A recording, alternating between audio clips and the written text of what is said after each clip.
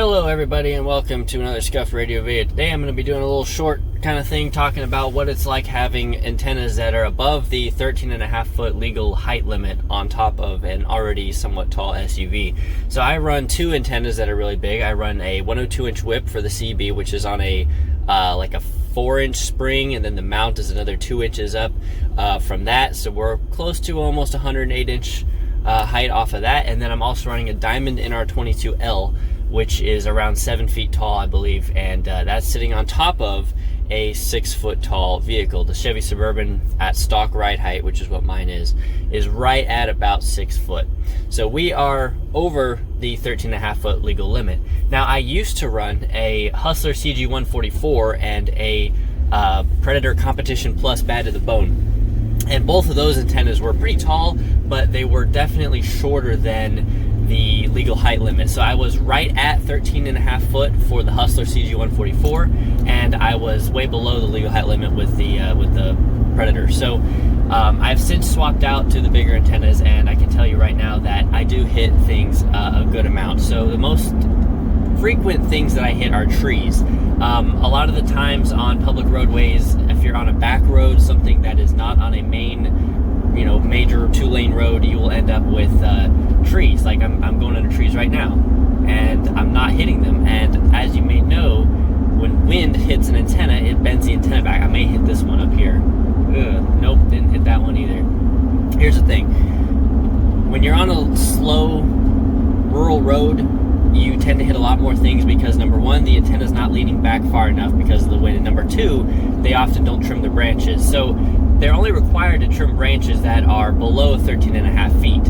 Now, if you're on a back road, like I said, they may not trim those either. But if you're on a main, public inner city road, something like that, it should be trimmed to at the very least that much, because that's the height that semi trucks are at. So driving around in a city, typically you don't hit anything, even with your antennas being over the legal height limit, because there's usually not many trees, and if you're moving at a sufficient speed, you don't hit them to begin with, because the wind actually causes the antennas to lean back and reduce their height. It also reduces the angle at which they would make impact if they do hit something, which means it won't damage your antenna as badly. When I drive around every 2 or 3 weeks or so, I do have to pull the 102-inch whip down and straighten the last 4 inches of it. It always seems to get hit in the same spot, which is about 4 inches from the tip. There's usually a little bend in it, kind of like this. And if you see people with antennas that have bends in them like that, it's because they've hit trees. I do go down and I do fix the bends. The NR22L surprisingly has had almost no bends in it whatsoever.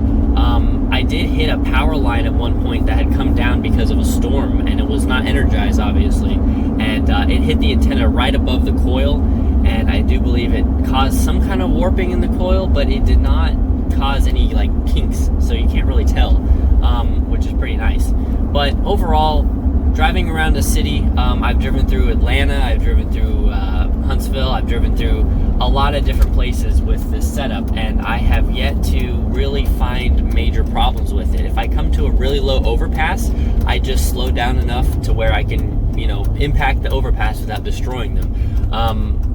Sometimes there's people behind me, and they're probably wondering why I'm slowing down until they realize that I've got massive whips on the roof. Now, I will say, I do somewhat miss the convenience of being able to drive in just 2 dimensions. I kind of have to drive in 3 dimensions now. That means I'm paying attention to the road as well as above me. And it's kind of an annoying little thing, but I've gotten used to it now, and it's really not that bad. In my opinion, the performance benefits that you get with an antenna this big outweigh the inconvenience, in my opinion. Plus, I'm not concerned with looks, I'm not concerned with mounting. I drive a 2006 truck, so having big huge whips on it, I don't care how it looks. In fact, I kind of like the look of having big tall whips on the truck, especially when I'm driving around at low speeds and they're swaying all over the place. It looks kind of cool in my opinion. So anyway, the benefits outweigh the negatives for me, and I've been doing this for about a year now. I've had the whips on here. And actually it hasn't been a full year, it's been a little bit less than a year, but like here in an area like this, like if I go under these, You hear that? That's the antennas hitting the trees. But generally, I can just kind of navigate around here and kind of get away from it. It's really not that big of a problem. If I'm pulling into a neighborhood or something where there's traffic behind me and traffic in front of me and I can't swerve around the tree, I will often just slow down and go under the tree slowly. But you will also be surprised by how fast you can impact certain types of branches and not see damage. I've hit things going way faster than I should have, where I just knew I was going to have damage. I was going to have a bend in my whip. But no, it didn't get bent. So it's really kind of just depends on what your priorities are. My priorities are maximum performance, maximum range, maximum power handling, just everything maximized as much as humanly possible. And the results speak for themselves. I've got 2 radios here. I've got this radio up here, the FTM 400. I did a video on that, and that one is the low gain antenna. I know in the video I said I was hooking it up to the high gain. I actually ended up connecting that to the low gain antenna, which is just a little Comet, little dual band little thing with a coil in the middle. I don't even know the model name of it. But I do have the 8900 down here connected up to the big whip, and boy, let me tell you, the performance on that, we did some comparisons recently just to confirm what we thought was going on, and sure enough, the Diamond NR22L massively outperforms the other stuff. So it just depends on your priorities. Like I said, if you want maximum performance, go with a big antenna. And here's another thing: if you have a huge amount of ground plane on like I do on my roof, my whole roof is just a big sheet of metal, right? If you can mount your antenna into that is optimal. Here's another thing not many people think about when it comes to lower frequency stuff.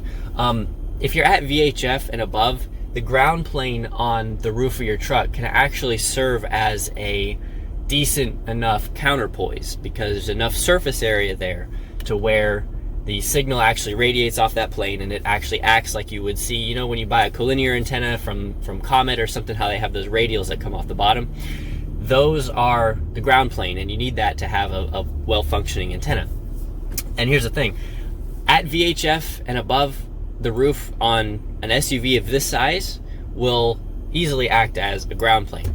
When you go below that in frequency, when you go basically below anything below 147 megahertz, or 140, anything below the 2 meter ham band is really where you start to reach a totally different type of operating.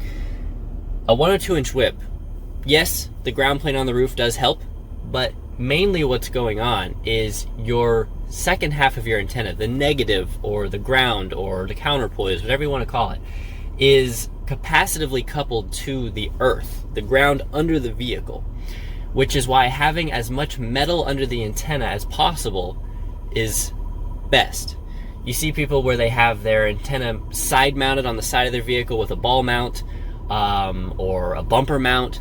Those are not optimal at all. As soon as you hit those lower heights, you have almost no metal under the antenna, and therefore your capacitive couplings to the ground, couplings, I don't even know if that's a word, your capacitive coupling to the ground is almost zero, basically completely removed, and that takes the efficiency of your antenna and just throws it down in the gutter.